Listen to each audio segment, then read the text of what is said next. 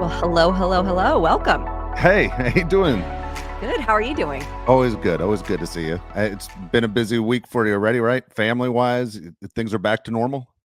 School has started. I don't know if we can call it quite back to normal or it's just readjusting. Like the morning, we only had one meltdown in the morning so far, so that was good. Wasn't She's ready to not. go back to school? Just like She it went too no. fast? She no. She'd rather stay home and sleep, and Oh, and then go about all her of us day. would. She's not a morning Yeah. person, so I don't know where she gets that from, but Let me ask you a question about that. When you were obviously acting and you're doing a show on a regular basis, I guess you never had like first days of school, right? I mean, your friends are going back to school first days, but you were taught basically on the set, correct? yeah. Well, for high school, I didn't do any high school. That was the only thing. But in the rest of my career, like elementary and junior high, it was kind of normal. I just had to miss a lot of school because I was working. But I did have some first days and last days for sure. I remember those. So I didn't really miss out too much. But high school, yeah, completely, completely gone. Did you when you it's kinda interesting when, like, kids go back to school and summer goes on and you start getting excited about, "All right, I've had enough summer, I won't miss my friends. I know what I'm gonna wear first day," the whole deal, even guys do it too and going, "I know what shoes I'm gonna wear, what jeans I'm gonna wear, what shirt I'm gonna wear." When you would show up, because, again, you were on television and you're working, do you feel pressure of, "Hey, when I show up, I feel like I have more eyes on me than the average student?" No, because I had grown up with those kids, so, no, it was, like, just back to normal, and my mom was so controlling over that kinda stuff that I'm not sure I got to pick my outfits. Pretty positive on picture day, I had to look the way she wanted the picture to look, so, it was a different kind of pressure. Was it strange when the teacher would say to you or the class, "What did you do this summer?" Like, Um, you don't wanna come off bragging, but you know what I mean? Your summers are probably a little bit different than most.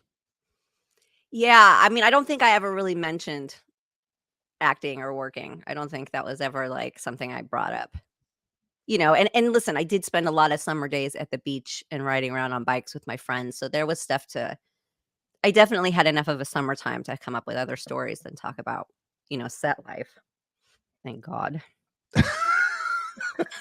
Can you imagine? My whole class would be like, "Good night." Um, yeah, so I had enough good childhood, experiences to talk about. Just curious, Nicole, did your parents ever say anything like, "Hey, you live a different life than a lot, but don't ever come off as you're showing off." Like, would they ever make a point to, like, keep you grounded? Yeah, I mean, it wasn't as well communicated as that, but, there definitely was this, if my mom thought I was on a high horse, she would not have a second thought about a backhand. Let's just say that. It was tough, so you kind of, it'll keep you grounded. Yeah. Yeah. Yeah, yeah, so and my dad was just super chill all the time, and, he never really eh, yeah, he never really said much about stuff like that, but she definitely would lay down the hammer. No, I understand. I understand. It's such a different life, than most. I mean, it's tough raising kids, whether they're having success or they're struggling.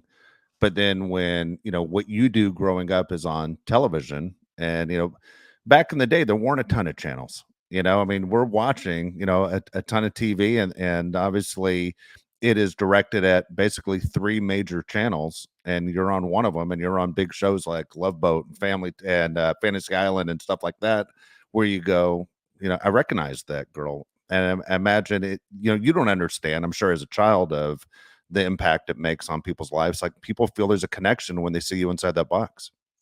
Yeah, well, I learned that pretty quickly when people, come up to you and they feel like they know you and, it's all part of it.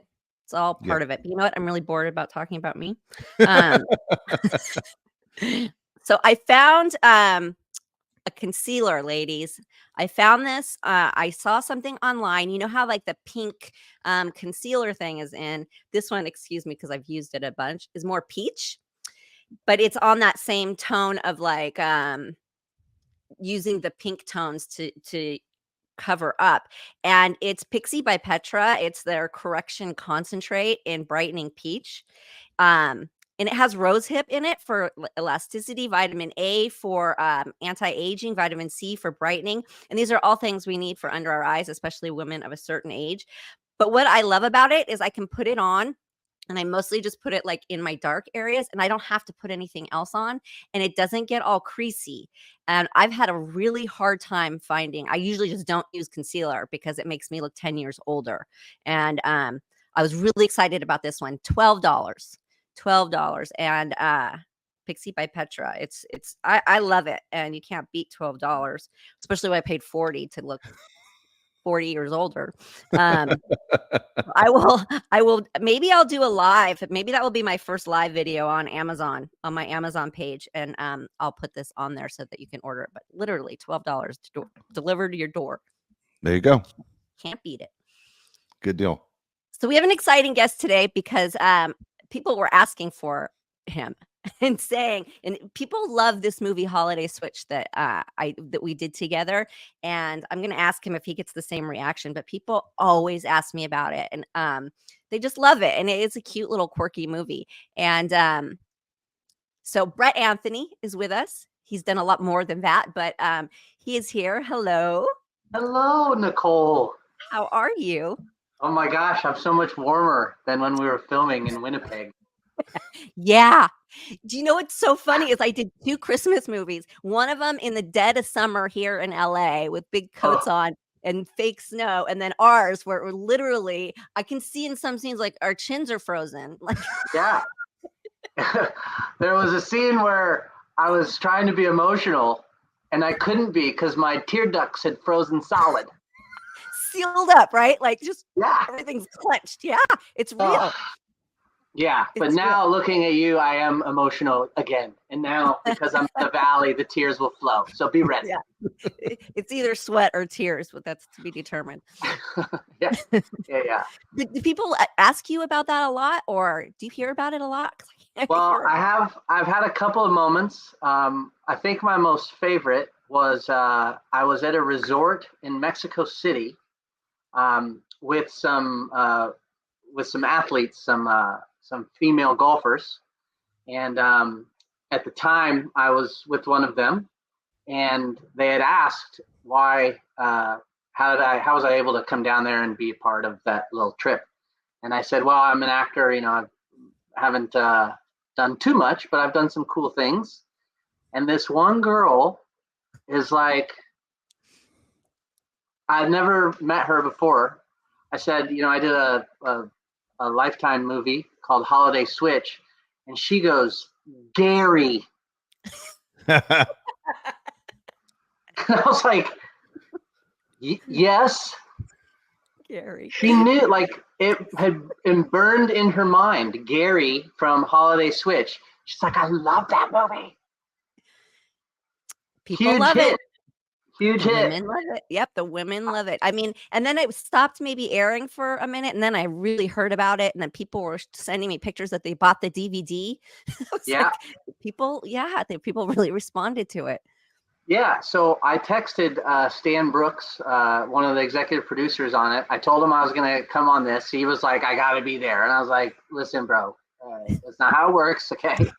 Listen, it's tough enough in this small room with my makeup staff here. I can't fit you in on the group. But I asked him what sort of stats he could give me about our movie. He wrote this. It's the most watched Lifetime Christmas movie ever, and repeated higher and higher in its first 5 years. In the first 3 years of airings, I got so many emails from women who felt it touched their lives and made them appreciate what they had. But like the most watched? That's, mind blown right there. I didn't realize that. We need to do a sequel. Yeah, I would love that. What are they waiting on? I'm going to let Stan know that today went very well, and we'll get Dave involved. You have to leave the San Diego area. Solana Beach, very nice. However, Winnipeg in the summer. Whew. What is the weather? Is it really hot there in the summer, or you don't know? In Winnipeg, it's very toasty in the summer. Oh, it is. It's So nice, like but the opposite. freezing or If we're gonna do holiday, switch it up. It should be summertime love of some kind. But yeah, at the lake. Yeah, I can't begin to tell you about that temperature. There's a scene in there where I'm in the front yard of your mansion, trying to do these Christmas lights and this reindeer, and they're like, "Hey, let's cue Nicole to come out of the house and get in your Mercedes." And I'm like reluctantly trying to. You didn't come out. You were like, no. Your fur coat was like the biggest cloud in the Canadian sky that day, and you were like, no. No, he doesn't need my eyeline to come out. I was like, wow. What a sweetheart. I'm so sorry. I'm so sorry. It was so cold. But that particular scene, my face was frozen. I could barely talk. Like I was like, and I was shivering. And listen, they had me in like high heel boots and a skirt. Yeah. That's no fun on ice. Like, are you joking? Bambi slipping all over, trying to get out to the mark. Yeah, with frozen feet that are like cramped. Yeah, I mean, it just was it was tough. It was a tough one. Not a lot of lining in the Prada heel, by the way. Not a lot of fur in a Prada heel. No, especially the faux Prada. They weren't, Yeah. I don't think the budget was copying for real Prada. Yeah, no, definitely not. I mean, that was a rough day. That was cold. It was. I want to say it was the day after Thanksgiving, and then I think we flew home Christmas Eve or something like that. Oh, did we? It was, yeah. I mean, neither of us were really. I think we were very lucky to get on the plane after the wrap. After the wrap party. There was a lot of beverages to rewarm oneself after that. Yeah. Yes. Facts. I want to say wrap party. Yeah, there's an armrest in O'Hare that I think my drool had burned in. Yeah, I didn't get the bill yet. American Airlines hasn't sent me the bill, but I'm sure I'm going to get it. Stuck to it. They stuck to it. I mean, yeah, wrap parties can get really over the top. People really are like so happy to celebrate, to be done working so hard. So they go a little nuts. Yeah. Rightfully so. I mean, hey, that's what it's for. Brett, in my house, these movies run nonstop. It's the only thing my wife watches. It's just like every time I walk in a room, and one of my big complaints, and you just killed my argument, is that I said all these are filmed in the summer, and it drives me nuts when I can't see the people's breath. That I'm going, I know it's not cold. Now you literally just said it was freezing, and my argument's completely out the window after all these years of giving her a hard time. Well, Nicole's other movie, I think. Did you do it before? I think you did it before. I'm not sure. Not sure. But, oh no. Ours was in the dead of winter. Yeah. I think it was, it's all Celsius up there. So, of course, I kept thinking I had ordered a beverage every time I was shouting the temperature. And they were like, anything -5 and worse feels the same. I was like, -5? Not my golf score. Not my golf cap, that's for sure. No, you got a good one of those, right? I was reading about that. You're pretty good at I'm getting there. It's always a work in progress. I love that. Yeah. Fun. I think there was like snow up to like your head height, like when you're walking on certain sidewalks, and like there was. Right. And there was that frozen, like there was like a body of water that runs through the middle. Am I thinking of that? Or no, there's like a river there by I want to say the Fort Garry Hotel. There's like a little. Yeah, and it freezes over, and then everybody ice skates on it or goes for walks on it. It's like, that's right. This is The wild. producer, Yeah. they actually asked, because I had not met you before the filming. Like we met kind of on set, I want to say. Oh no, it was at a dinner. I think it was at a dinner. Oh Before. yeah, yeah, But yeah. they were like, "Why don't you guys get to know each other? Like, get out of the hotel and hang out." And Nicole was like, "Do you see what temperature it is outside? I'll talk to him in the elevator on the way to my room, and then it's over." So, Oh, I and I feel had my like daughter in now, tow. yeah. Oh man, I feel like now we should redo the movie because we're more husband and wife more than ever. Yeah. Because Now walking we know around hand in hand next to, I don't know, the curling capital of the world, but we didn't really get to know each other because you're like, hey, get me inside. Yeah. yeah. I mean, Anyway, it's hard. It's hard to focus. I'm not a cold weather kind of person like that, unless I'm like snowboarding, and then you're not that cold because you're yeah. working out a bit. So yeah, that was a tough one. And I had my daughter and my nanny in tow, and yeah, but it was fun overall. I thought Winnipeg was a really, really cute town, so I did love that part of it. From the Yeah. inside of a warm, heated car, I loved driving around it. I mean, I loved it. That is where I did the Three's Company movie. So Oh, it is also? Yes. No Yes. way. Yeah. The Regal Beagle was actually, there was a bar in Winnipeg called the Regal Beagle. Not open when we were there. Okay. Not open at that time. But yeah, that's why I thought I felt like the mayor when I was there for Holiday Switch because, A I'd already local. spent some time there. How long were you there, and what was the season when you were doing the Three's Company? It was, I want to say it was summer, but it was nice. Like, there was a couple of hot days, but I golfed a bunch of times.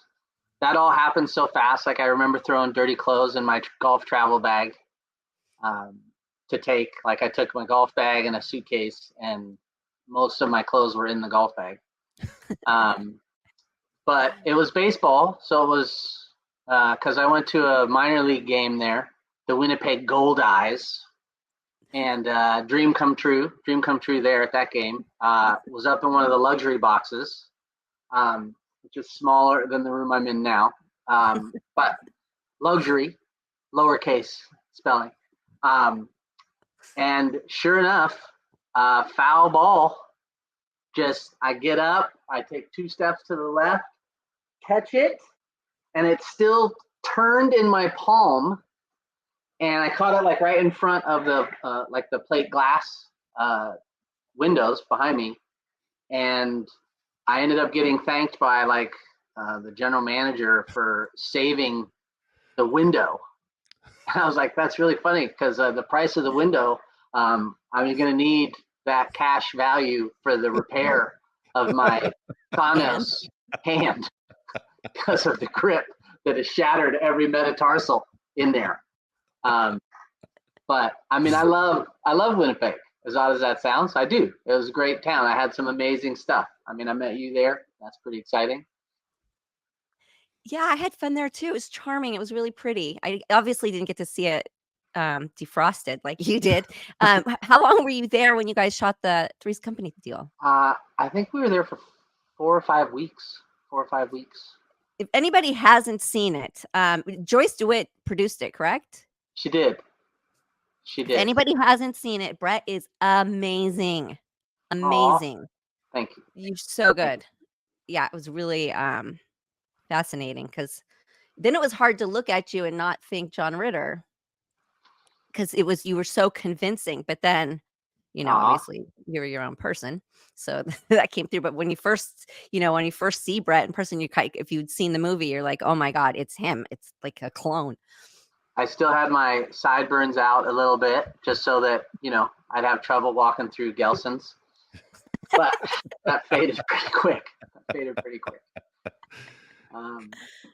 you talk about Hey, Brett, just curious because I was a huge Three's Company fan when I was a kid. It was part of my childhood. And, John Ritter obviously passed way too young. And at the same time, people who were in the industry always said, you don't understand how talented he really was. And sometimes it fell by the wayside because he was so good and such a great physical actor. When you got that role and you're John Ritter, I mean, that's a lot of pressure. It really was. I mean, it was a crazy happening. I mean, another actor went in twice for the role. Gentleman's name is Todd Babcock. They called him in for a third time, and he went in there. He did his thing, and he said, "Listen, clearly you're very desperate to hire somebody to play John. You should track down my friend Bret Anthony, whose physical comedy is something I see in acting class all the time." And that is literally how I got the audition for that. Is because No way. Todd was like, "Listen, I can act, but the physical comedy is what you want is what Bret does." And then, the next thing you know, I'm up there, and it was incredible. It was incredible. And Joyce 2 or 3 times called me Jonathan, which was a little like showstopper moment. She was like, "Just you in those clothes and acting like a fool." It was incredible. It was incredible. And I love that story because most actors would never, right? They'll do anything for a gig. So, No, and does he look a lot like John Ritter also, or? no, he has more like a Chris. He looks like who was he's on one of the cop shows, CSIs or something. Chris, I want to say he was Robin in Batman and Robin. What's his name? Not Chris Conley. No. No? No, I know exactly don't what you're watch talking about. Drawing a blank. I know, me too. He was Robin in Batman and Robin. I can't Dead think of Poet Society. We could do his whole thing. He's opposite LL Cool J on something, but Todd has that look. But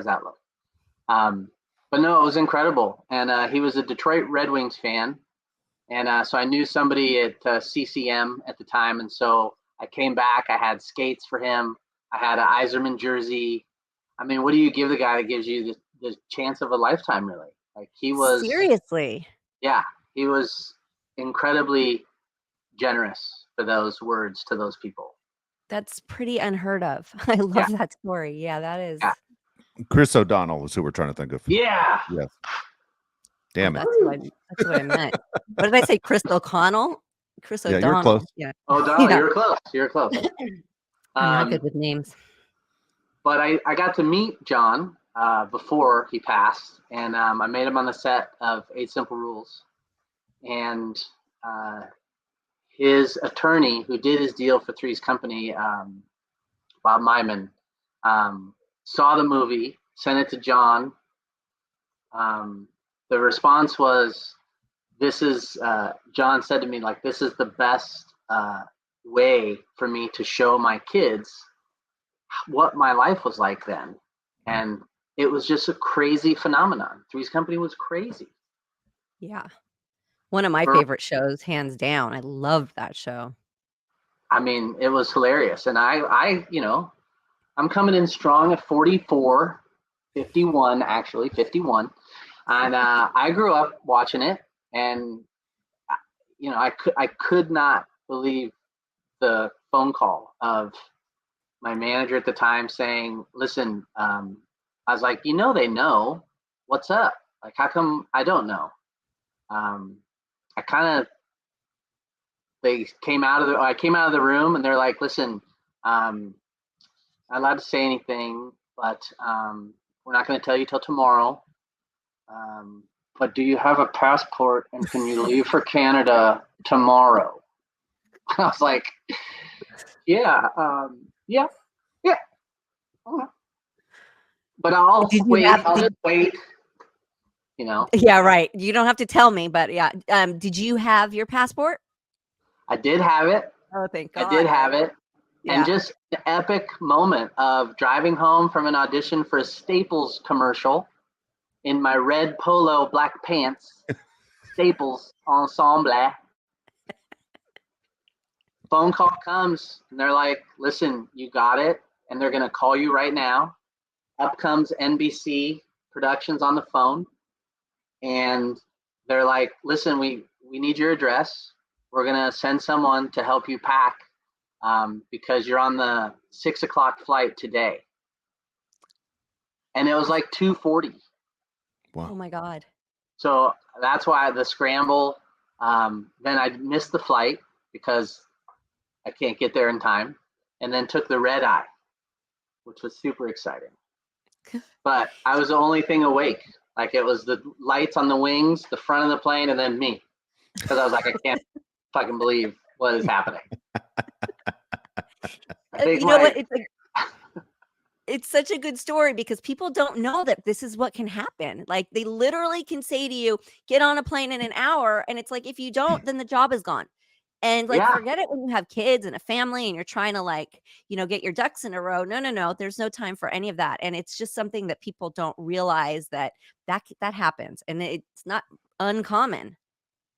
No, and it is the quintessential Lipstick City story of like leaving a commercial audition. You got to do them, you got to go on them, got to make an impression with that casting director. You got to drive here, find parking, go out, get your parking ticket because you didn't see that you're not supposed to park there on Tuesdays.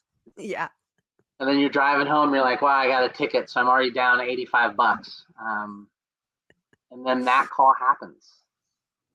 And then after the table read, the producer came up to my room and said, listen, you're station 12, or what is it when you don't pay your dues? It's holiday weekend, can't have you come to the set until your dues are paid. And I was like, awesome. Sweet. What to do? Did production pay him for you, or did they make you come out of pocket? It's a really the whole podcast is going to take a hard left turn with this story. Okay. I was also waiting tables on Friday and Saturday night at the Coconut Club, which was owned by Merv Griffin. He owned the Beverly Hilton. And I was humorous enough, and he always asked me to wait on his family and friends that came in. So Merv had called me knowing that I had done the table read, and he called to say, how are they treating you? And I said, you're never going to believe this. The producer just left my room and told me that I'm station 12. I owe dues. And Merv goes, Ronnie, get Melissa Gilbert on the phone. Wow. And I was like, no. Don't. Do not call the president of the Screen Actors Guild. Do not call her. And then you hear, I've got her. He's like, Bret, I'll call you back. Not really in that tone, but we don't need to get into Merv Griffin impressions. But he asked me how much I owe. How much do you owe? And I was like, listen, I'm going to handle it. I got it. I didn't have it. I was like, I got it. And he goes, I need to know how much you owe. I said, okay, Merv, I owe $485. He goes, oh, that's how much I keep in my shoe. I'll call you back. He calls me back. He's like, so I'm just off with Melissa. She says you'll be fine. You just pay your dues when you get back. They're going to call the producers and let them know. And I was like, thank you, Merv and Melissa, for little old me in Winnipeg. And then we started filming and everything was cool. But holy crap. Amazing. No money, flying first class, town car picking you up, driving you around, no money. Yeah, just actor's life, right? Totally. Yeah. Totally.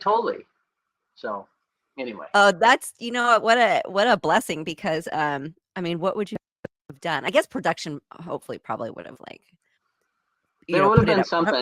Yeah. But, what a what a great story. Oh my god. It was incredible. It was incredible. And then I think at the time I was staying at the Sheraton, and across the street was the Fort Garry, which is a stunning hotel. And so I sent a postcard to Merv thanking him that said, "Isn't this hotel beautiful?" It was of the Fort Garry. I said, "They have me staying in the shithole across the street, but this is the beautiful hotel I see every day." No, it was very nice. The Sheraton was very nice. But Merv enjoyed the Oh, the that's so reality check. funny. It's So so funny. That's, like, amazing. So did you still keep your job there at the Coconut Club, or was I, that I did. you did? I did. Um, I was told, you sign with the latest, greatest after something like that. But then, as crazy as it is, when I met John and he said these amazing things and I got to meet his family, um, I asked him if I could bring my mom because there was a taping that night of Eight Simple Rules. He's like, you can bring your wife. He's like, I don't know if you're married, or your girlfriend. I said, do you mind if I bring my mom? And he goes, I brought my mother to every taping of Three's Company. He goes, so this is really an incredible moment for me to know that both of us, like, that's who we thought of kind of first. Oh, that's so sweet. That is Uh, so sweet. Oh, it is though. yeah, it was really great. And she was checking in at the, like, at the time you're still getting patted down when you walk into the sound stages.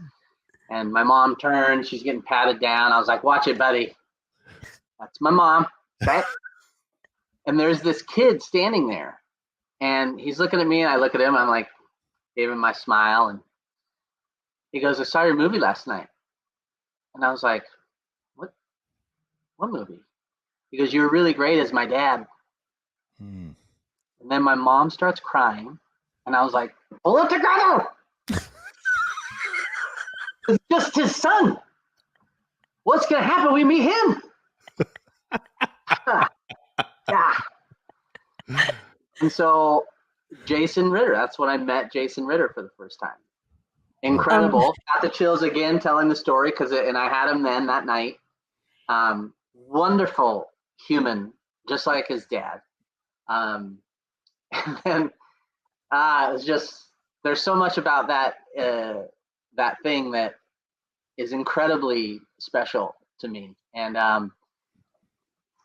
like we could do 5 of those, but we can get back to us. But just to know that he had passed like 10 months after that, after meeting him, was so crazy. Was so crazy that I really was like, no, I was just with him in an event like a week and a half before, like this Project Angel Food thing. And like then I see the name and date, the years of his name on television. And I was like, wow. Just like And that. so, yeah. And aside from every audition after that, everybody's like, oh, that's so, like, you were really great in the movie. And that's just so sad that he died. Whenever you're ready. And you're like, comedy. okay, so from death to let's start and try and get this job. Yeah. But and it's cold, but it was great. The button to button it back up was Merv called me that morning that he had passed away, and he said, I just need you to do me a favor. And I was like, what's that? Well, he first said, how you doing, buddy? I was like, sucks. And he goes, I need you to do me a favor. He goes, don't play me in a TV movie. And then he said, too soon. I was like, Merv, it's been 9 hours. So yeah, too soon is my call. But yeah. I think John would have laughed. So there you go. Like, still, it's, but an amazing arc of like, that's the actor's life. Like, holy shit. No way. And Staples then I'm in Winnipeg with you, and then Wait, did you crazy. book the Staples job? I did not book the No. Staples, Okay. and so I've been shopping at Office Depot ever since. Okay. 'Cause fuck 'em. Fuck 'em. Yeah.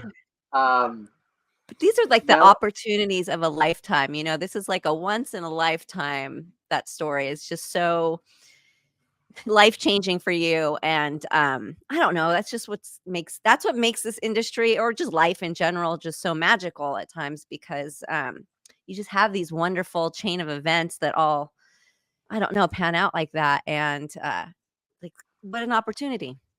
Yeah. Now the same production team brought me in for their version of Mork and Mindy, Oh, and all I found was some rainbow suspenders. First, I said, am I coming in for Mindy?" Because I'm no Mork from Mork. Okay. So I showed up, I had rainbow suspenders, which is all I could find, a t-shirt, and then I had cut a piece of carpet out from somewhere that I put so that I had enough hair as Robin Williams. And I was like, this Berber is the closest I'll be to ever being like Robin Williams visually. And that's it, is the Berber that and the scratched my suspenders. nose, scratched the nips underneath. I had Neosporin for weeks applying Neosporin, but I didn't get that role. But no, those are, and then that guy's life, same thing, just woo. So, Yeah. but that is our life. Like, holy moly, you get a shot, and it was incredible, incredible. Yeah, at least you get to, like, savor it and, you know, appreciate it. There's a lot of people who I feel like they don't, but, you know, it's great to see that you do. Yeah, I do. So I wanted So, to ask you really quickly about Disneyland. I know this is so random, but I always wonder what it's like. And do they wash those costumes? Because I know everybody's really, really sweating in them. Are they stinky? Like, tell me some like stuff about working at Disneyland. oh my gosh. Okay, so Main Street Electrical Parade. I did 13 parades while in the summer, and then I lived in Costa Mesa, so it was 26 minutes to get to Disneyland. I punched in. I made $4.25 an hour dancing down the main street. Yes, they wash the costumes that they can wash, but like scrubbing out the face of, King Lion, it still stinks Yeah. because there's so many different faces that get in there. But you gotta. The funny thing is, like, there's a train that goes down, or a cable car, or whatever, that goes down Main Street. So there's train tracks. So you're like jumping off of a float. I rolled my ankle one time, but if you land in the train tracks, or little Billy's churro is sticking out from the curb, and there's just all these little elements that go into putting on the happiest place on earth. And it was. But when a flow would break down in the summer during the day, they would the floats would stop, and you had to keep like, you're like, have they fixed the float yet? No. Okay. Have they? No. Okay. And then the other floats behind it, the wheels are so narrow, they're starting to sink in the cement. But then you're still giving it. You're still, because that Japanese family's got their cameras out. I do remember in between parades, you'd remove. So Donald Duck would be like, whoop, head over. And then there's like this little person, not little person stereotype, but like a gymnast or somebody that's in there doing all these things in these Mickey and Minnie costumes. And so security brought a family that had got caught shoplifting. And so they brought them back by the break area. And all of a sudden, the kids start crying. And we were like, what's, hey, man, you got caught. You know what I'm saying? You can't be stealing goofy hands, okay? Not a theft item. And the kids start freaking out. And then then they point. And we're like, what are they pointing at? And it was the Mickey and Minnie heads sitting there on the dryers. And they thought Mickey and Minnie had been decapitated. What a day for these kids. Yeah. Like all for the complimentary $45 goofy hands. Yeah. You see a headless Mickey and Minnie. Traumatized. Happiest place on earth. I would have thought this would have gotten them. But I do have it. Is it here? I put it away. Hang on. Talk amongst yourselves. This is something I think right here that I think you'll appreciate.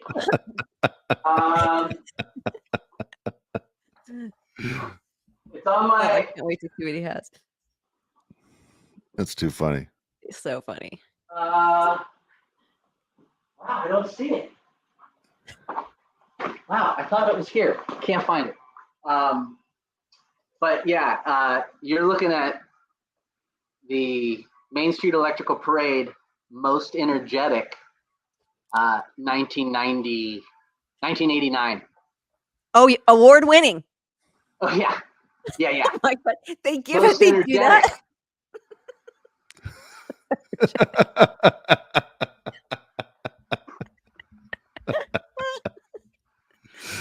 Pretty good. Oh yeah. Is there like a whole ceremony? Oh, there was a banquet. There was a banquet. I love that so much. Yeah. Did you get free tickets to Disneyland? Like free passes? Okay, you did. You got in with your ID, and then you could bring in 3 guests 4 times a year. So nice. Okay, I was everybody's real bestie at that time. Yeah. But that's when it was still doable. I mean, I haven't been in so long. I'm afraid. Last time, yeah, I think it's like almost $200. And you have to buy tickets online, and then you also have to make a reservation to be in the park. And I've heard people struggling that they bought the tickets, but then they couldn't get the reservation. And I was like, why are they doing this? Why is this happening? But well, if they need any parade visuals, they should just call me. I'll break out the Berber from my Morgadish. Yeah, I'll just give them the hairy-chested burst of joy. But there is a bunch of underground shit over there. Like, it is true. There is. There's an employee cafeteria beneath Pirates of the Caribbean. Yeah, and there's a door. The door that goes down there is like right by the trains. There's a train station there. And if you make your way to one of the buildings, there's some bathrooms there, and it's a total inconspicuous door that you open and it goes down. And I was like, I have to see it. So in between parades, go ahead. Oh, no, I want to hear what you have to say. Oh, so in between parades, you could put on, if you took your plain clothes, you could go out, but you had to tell them you're going out. You're not allowed to go on any rides, because if the ride gets stuck, you can't be back on that float or giving it. So you really for food or a show that you could leave. So I probably saw Captain EO 197 times. I have those dance moves down. I'm gonna hold off. I haven't stretched yet today. I'm not gonna do those. But sure enough, you go down all these flights of stairs and it's steamy. It's very piratey down there. It's thick. Is it below the restaurant that's in Pirates of the Caribbean? Is that the okay? Blue that would make Bayou. sense, right? Yeah. I used to love that place when I was a kid. Yeah, beautiful, but crazy underground stuff. Crazy underground. I only went in there once, and that was enough. I want to say the people that ate there the most were like the crew that operated Pirates. It's all dark in there, and it's like, the sun is out. You can go out in the sun if you want. You're in the caves and you're eating underground. It's like your epidermis is blinding me, but I'm glad you're here so that the jewels that you want to reach out and grab on that ride and you can't reach them. But there's cameras everywhere. Cameras everywhere on there, so you can't, but you can try. But Disney was amazing. Disney was cool too. It's been I've had some fun stuff. Well, it seems like wherever you go is fun. You make things fun. So I would not be having fun in a hot costume doing jazz hands at tourists. That's not fun for me. I understand. Hey, Terrible. It's not for everybody. Nicole, it's not for everybody. It's true. I want to say the rolling parade nonstop, I think, was 28 minutes. So it was like 28 minutes of Mousercise, basically. Yeah. And then you could always kind of screw around in between the castle and the Matterhorn, because the parade made its way through there. And it was always really thin. The crowd was always really thin in that area. So you could usually mess around with your other dancer pals. But then when it broke down, you were screwed. Totally screwed. Or animals that poop. There's horses in the daytime parades, and then they shit on Main Street. And the highest paid people at Disney, believe it or not, are the street sweepers. It's like a union there. Really? Oh, interesting. Yeah, because they're dealing with disposal. And with that many people, there's some disposal happening there. Yes. But then it's like, shoot, if you're supposed to be dancing behind a horse and that happens.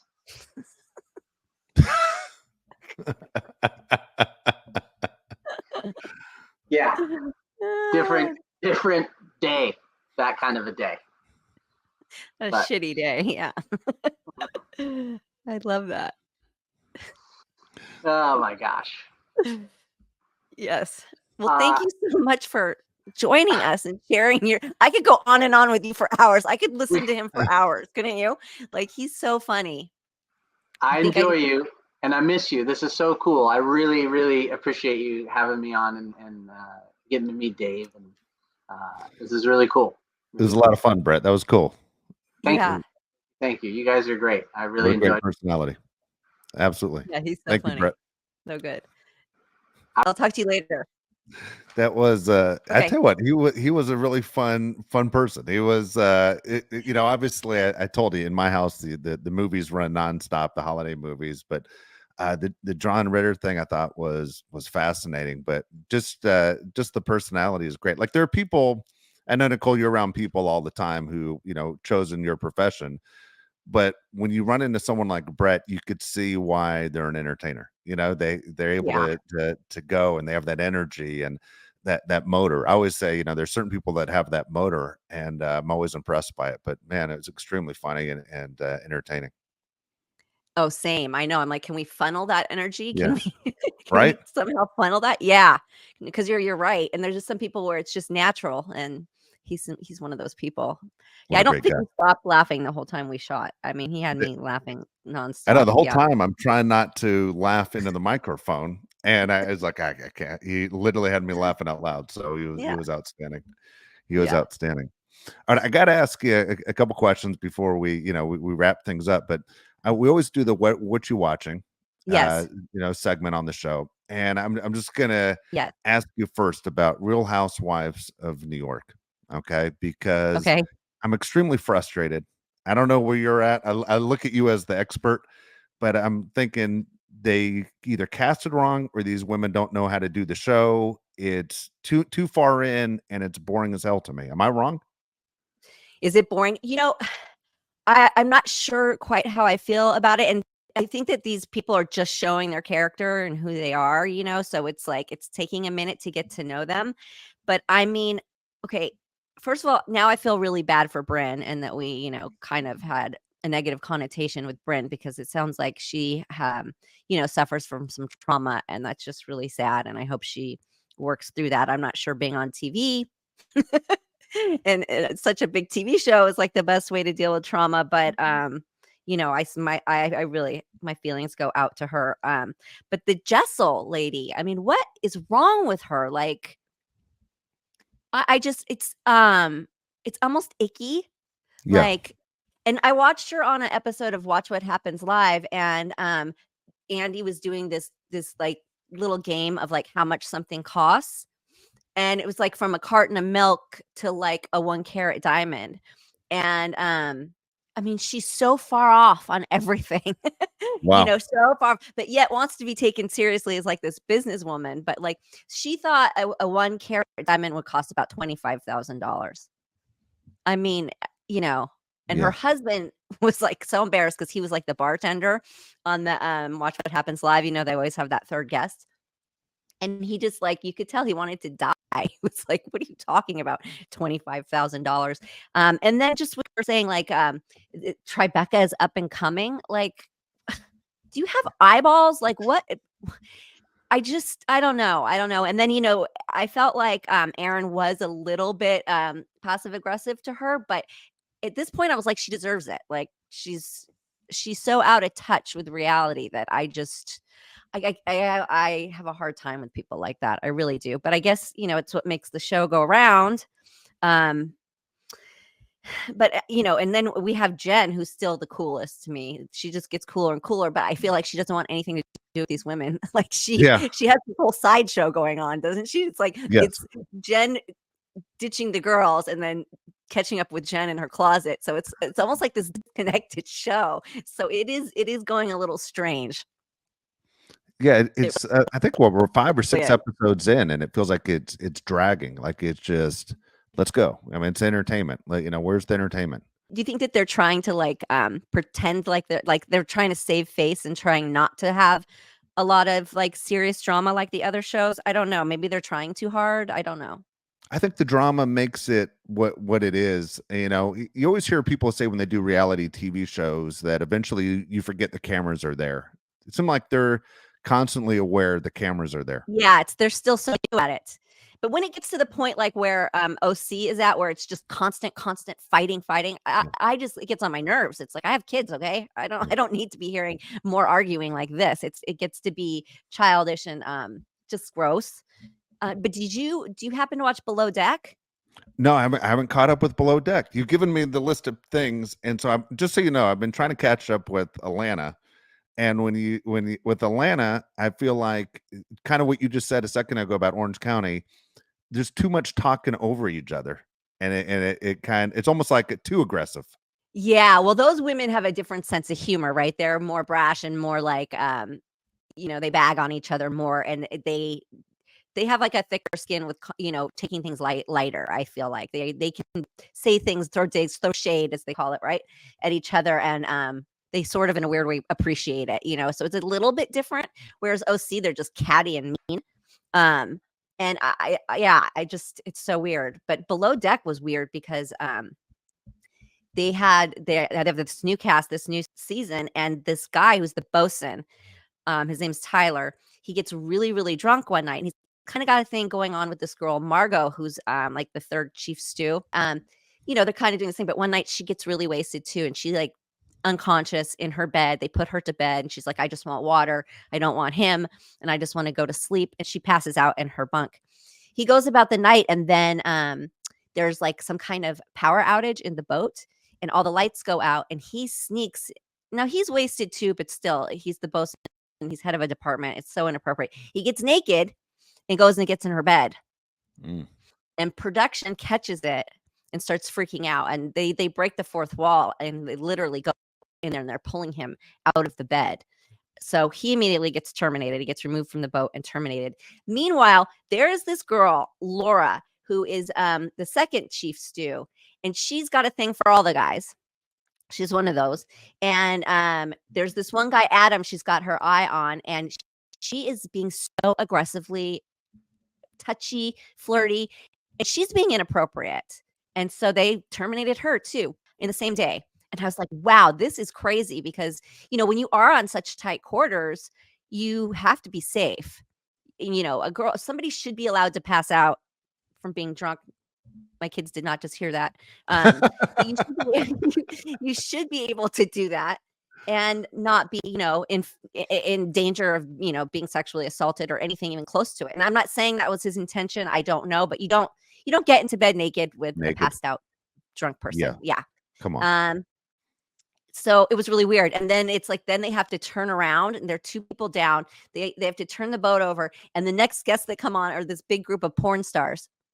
So it's like they go from like being super uncomfortable about, sexual, interaction to now it's just like these people get on the boat, immediately take all their clothes off. They're shooting porn in the cabins. Oh boy. But it kind of like lightened everything back up because it took everybody out of that like so serious zone. So anybody that's watching that, because that got heavy for a second, that was like, and that's not why we watch Below Deck. We don't want to see that kind of stuff.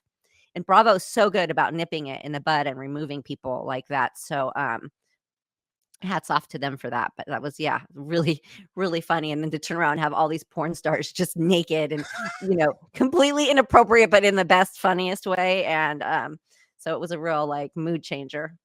Yeah. Yes. Do you watch The Bachelorette at all? And so, no, I have not caught up on the Bachelorette. I got to catch up. You got to keep sending me the list. It's so funny. Like my sleep has completely disappeared as I'm trying to catch up to everything that you're watching, because I'm like, she knows better than me. If it's entertaining to her, it's going to be entertaining to me. I'm in.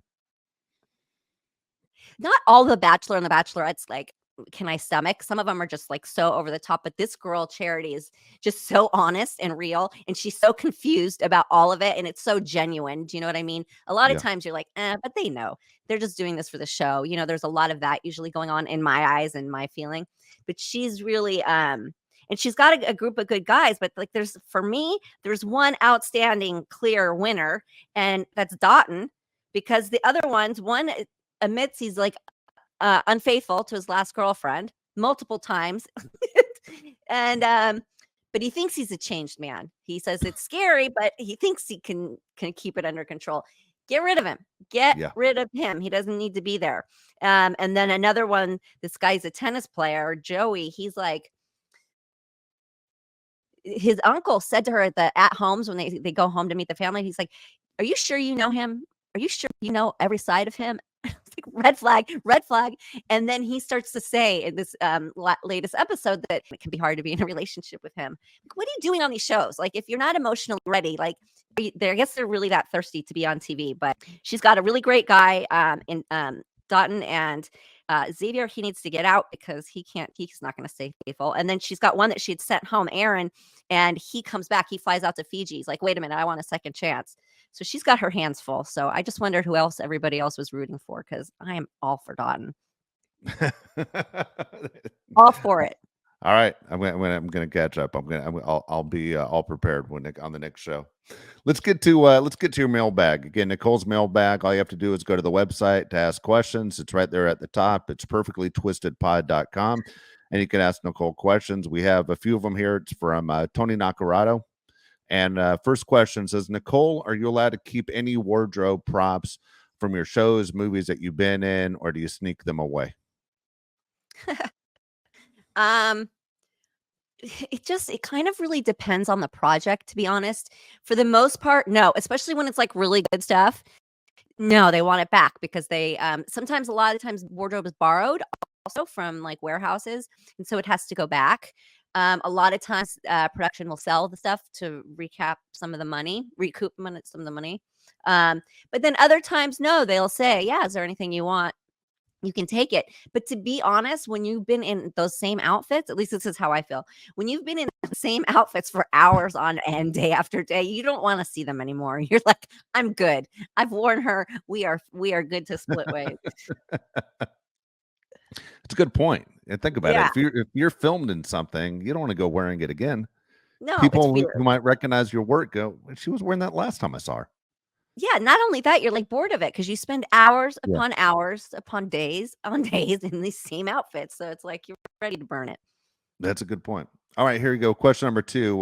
There are a few trading cards out there that feature your autographs and with a piece of clothing. How do you decide which clothing goes into the trading cards?